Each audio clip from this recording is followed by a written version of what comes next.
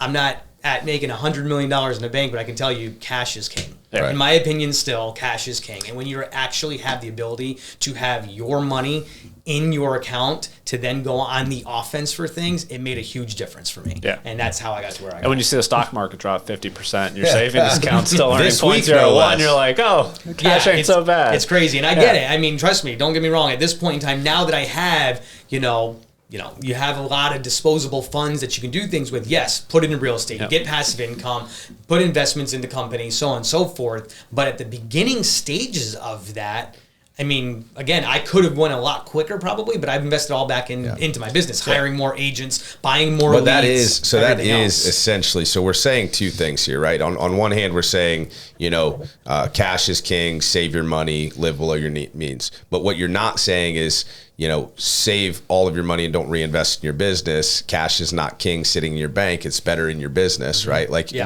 save a nest egg, right? Put some money away, but at a certain point, let's get into how you invest in your business, and let's talk about, because I wouldn't want somebody to get confused or feel like we're saying, live off of 20% of your income, and run your business off of 20% of you're separating 20% of your income. It covers your personal expenses, your house, your car, your food, your meals, your, travel and entertainment that's non-business related.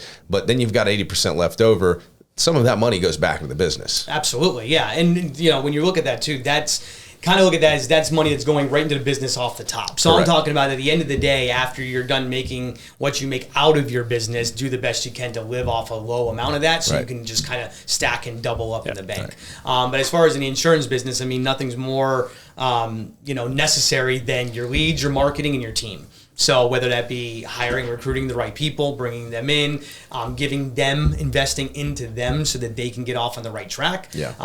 And again, what does it all come back to? At the end of the day, you can call it leads, you can call it anything else. It's marketing. Yep. It's the right marketing for the right things. I have also seen a lot of people go in the hole by just, once they got a lot of money, throwing against a wall, seeing if anything sticks, and then blowing through it.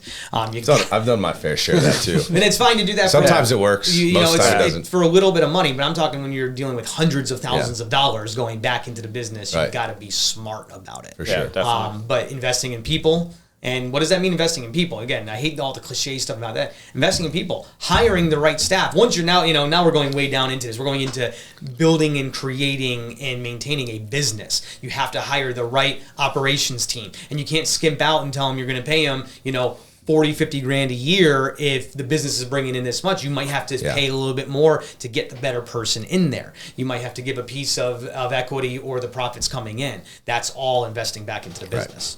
100%. I just realized something. This is where my brain went. Oh, by the way, who likes the clean-shaven face? If this clean-shaven face is really doing it for you, or you think I look like I have a shaved, whatever, it looks crazy, just drop a comment. Let me know what you think about the shaved face. But this is where my brain just went to, because I'm thinking like, well, this next section should be interesting, right? We'll find some common ground, some fun things to talk about. And I was like, well, we all love baseball. And I was like, fuck. That's right. Never mind. I knew this was coming up. Let's stay away from that topic, because we got two Yankee fans here. We're on a roll. And you guys are on a heater. And so baseball is cool. That's how baseball is cool. We love baseball. Baseball's only cool though when the Yankees are winning. Correct. Right. Yeah. I mean, it's better for the sport. That was a quick transition, absolutely. Right? Because that was where my brain went. But that's what I'm here for, right? Is to come up with all the cool ideas off of this crazy, mind here. But are you going to the game this weekend? Saturday night. You guys Look at that. Look at that. 4 o'clock game. You guys will see each other. All right. You guys will see each other. I don't know where we're sitting, but I already paid for the tickets. Well, he's sitting up front. I'm sure. Probably in the back. Probably. So, we're going friends. Maybe you guys can trade remember, spots. I think I just told you, I don't spend a lot of money. I put it all back in the bank. I buy the cheap seats and just walk around standing room. We're going to a Rays game. They're all cheap seats. He buys fake G-Wagons. He's got a fake. It's a Jeep actually out there in my parking lot, but it's got all the G-Wagon, I found the right to parts. it. Yeah, exactly. It's actually a Kia Soul. They just doctored it up a little bit.